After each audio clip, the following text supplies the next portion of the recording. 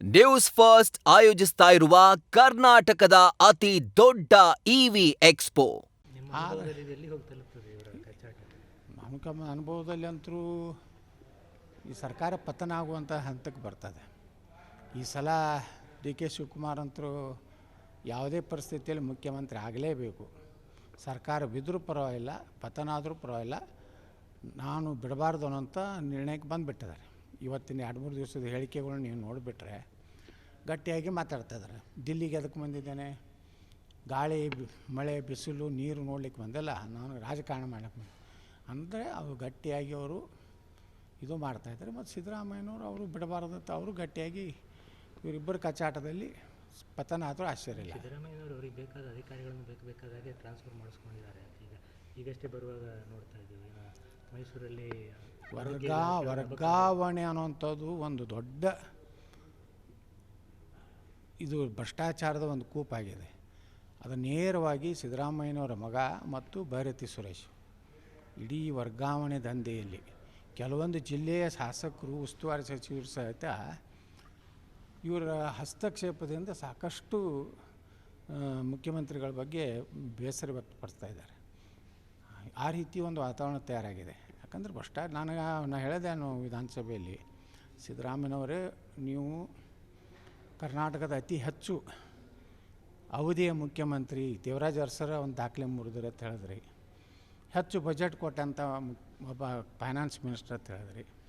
ಕೊನೆಗೆ ನೀವು ಹೋಗುವಾಗ ರಾಜ್ಯದ ಅತ್ಯಂತ ಕಡು ಭ್ರಷ್ಟ ಮುಖ್ಯಮಂತ್ರಿ ಅಂತ ಹೆಸರು ಹಾಕ್ಕೊಂಡು ಹೋಗಬೇಡಿ, ರಾಜ್ಯಕ್ಕೆ ಒಳ್ಳೆಯದನ್ನು ಮಾಡಿ. ಜನ ಏನೋ ಅವರು ಹೇಳ್ತಾರೆ, ಕೆಲವೊಂದು ಕಾಂಗ್ರೆಸ್ಸಿನವ್ರು ಹೇಳ್ತಾರೆ ಇದು ಕೊನೆ ಬಜೆಟ್ ಆಗ್ತದೆ ಅಂತ ಹೇಳ್ತಾರೆ.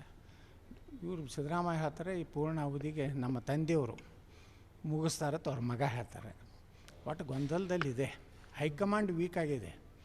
ರಾಹುಲ್ ಗಾಂಧಿಗೆ ತಲೆಯಲ್ಲಿ ಮೆದುಳಿಲ್ಲ. ಸೆಂಟ್ರಲ್ ಮಿನಿಸ್ಟರ್ ಆಗಿದ್ದವರು ಈಗ ಅಲ್ಲಿ ಅಧಿವೇಶನ ನಡೀತಾ ಇರೋದು, ರಾಹುಲ್ ಗಾಂಧಿ ಅವರ ವರ್ತನೆ ನಿಮ್ಗೆ ಏನು ಅನ್ನಿಸ್ತದೆ? ಅವರು ರಾಹುಲ್ ಗಾಂಧಿ ಒಬ್ಬ ಅಪ್ರಾಪ್ತ ಬುದ್ಧಿ ಇಲ್ಲಾರ್ದವ. ನೋಡಿರಿ, ಸದನ ನಡಿಬೇಕು, ಚರ್ಚೆ ಆಗಬೇಕು. ನೀವು ಚರ್ಚೆನೇ ಮಾಡೋದಿಲ್ಲ. ಯಾವುದೋ ಒಂದು ಪುಸ್ತಕ ಇನ್ನೂ ಅದು ಇದುವೇ ಆಗಿಲ್ಲ, ಪಬ್ಲಿಷೇ ಆಗಿಲ್ಲ, ಇನ್ನೂ ಅವ್ರು ಬಿಡುಗಡೆ ಆಗಿಲ್ಲ. ಹಂಗೆ ಸಾಕಷ್ಟು ನೆಹರು ಮತ್ತು ಗಾಂಧಿ ಮಂತಂದು ಹಗರಣಗಳು, ಅವರ ಸ್ಕ್ಯಾಂಡಲ್ಗಳು, ಅವರ ಸೆಕ್ಸ್ ಸ್ಕ್ಯಾಂಡಲ್ಗಳು, ಅಂಥವು ಪುಸ್ತಕ ಭಾಳ ಅದಾವೆ ದೇಶನಾಗ. ಅದನ್ನು ಚರ್ಚೆ ಮಾಡಲಿ ಪಾರ್ಲಿಮೆಂಟ್ನಾಗ.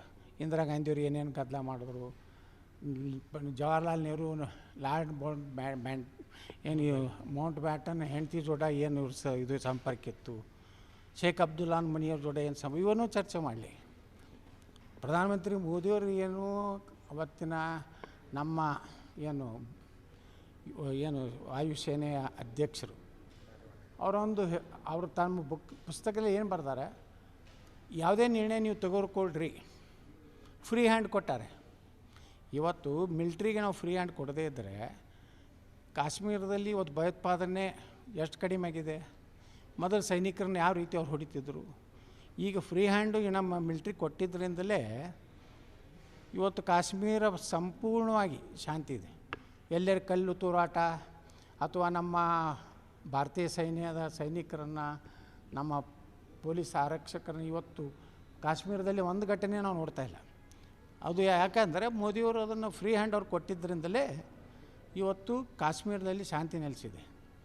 ಆ ಹಿನ್ನೆಲೆಯಲ್ಲಿ ಅವ್ರು ತಮ್ಮ ಜೀವನ ಚರಿತ್ರೆಯಲ್ಲಿ ಬರೆದಿದ್ದಾರೆ. ನೀವು ಏನೇ ನೀವು ತೊಗೊಂಡು ಫ್ರೀ ಹ್ಯಾಂಡ್ ಕೊಟ್ಟಿದ್ದೀವಿ ಅಂದರೆ, ಫ್ರೀ ಹ್ಯಾಂಡ್ ಅಂದರೆ ನಾವು ಸೋತಿದ್ದೀವಿ, ನಾಯಕತ್ವ ವಿಫಲ ಆಗಿದೆ ಅಂತ ಈ ಮೂರ್ಖ ಹೇಳ್ತಾನೆ. ಇವರು ಯಾವಾಗಲೂ ಕಾಂಗ್ರೆಸ್ನವರು